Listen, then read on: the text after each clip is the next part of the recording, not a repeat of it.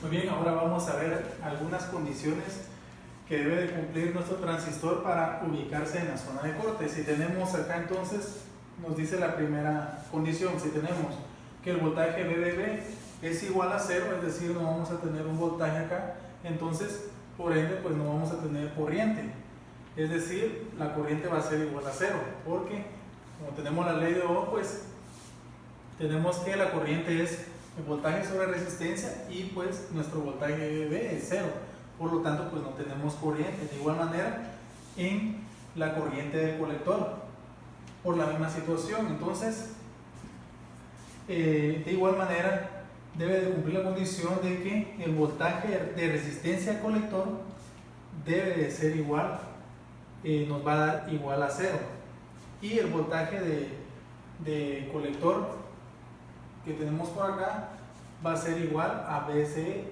es decir, por este lado entonces el voltaje va a estar fluyendo, va a estar aquí un voltaje, y por lo tanto entonces la mayor parte de nuestro voltaje va a estar situado en esta región, es decir, que se va a encontrar en una zona de corte.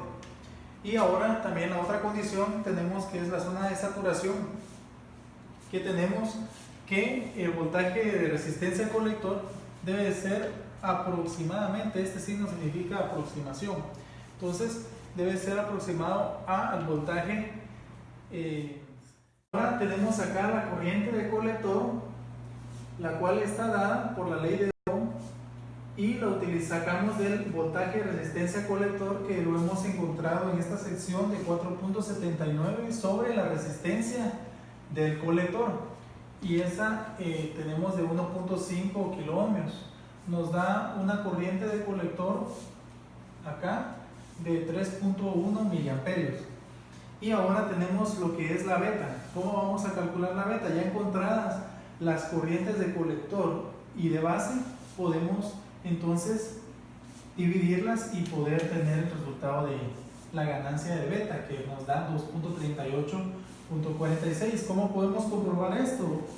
Teniéndolo físicamente con este instrumento, que es un multímetro que tiene la capacidad de medir transistores, y acá nos da los dos tipos de transistores. El que hemos seleccionado es del tipo NPN, lo colocamos acá según la indicación, y acá podemos comprobar que sea la beta ideal. Y entonces vamos a notar que el voltaje colector emisor siempre va a tender a 0, es decir, en este caso, por un ejemplo, acá vamos a tener 7 voltios, y por lo tanto en esta malla ya vamos a tener la corriente, y por lo tanto entonces nos vamos a cerciorar que nuestro transistor se va a encontrar en una zona completamente de saturación. Vamos a estudiar acá lo que es la práctica de nuestro transistor, y vemos acá ejemplificado la construcción de cada uno de los componentes, cómo va el circuito armado, lo que estuvimos estudiando en el pizarrón. Entonces ahora vamos a comprobar la zona de corte. Sí, y nos dice que el voltaje de BBB tiende a 0. Entonces ubicamos acá nuestro voltaje y denotamos allá que nos da voltaje de 0. Entonces ahora vamos a comprobar que en la corriente de base también es de a 0. Entonces ubicamos acá nuestras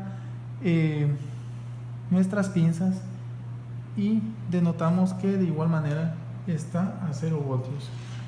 Medimos nuevamente, medimos ahora la corriente del colector, y entonces nos situamos acá en donde está el colector y denotamos que tenemos 0 voltios. Entonces nos falta el voltaje de resistencia colector. Entonces acá medimos y vemos que tenemos 0 voltios. Nos falta una última condición, que es el voltaje CC debe ser igual al voltaje colector emisor. Entonces comprobamos acá, estamos en la recta final de nuestro estudio de este transistor, lo cual vamos a verificar cuando nuestro transistor se encuentra en la zona de saturación. ¿Y cómo es eso? Se preguntará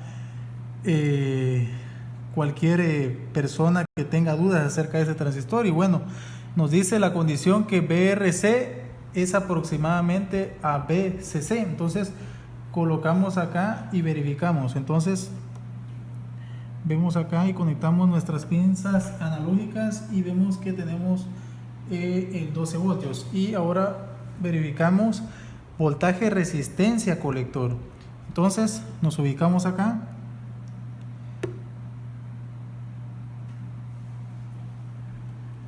y vemos que también tenemos nuestro voltaje.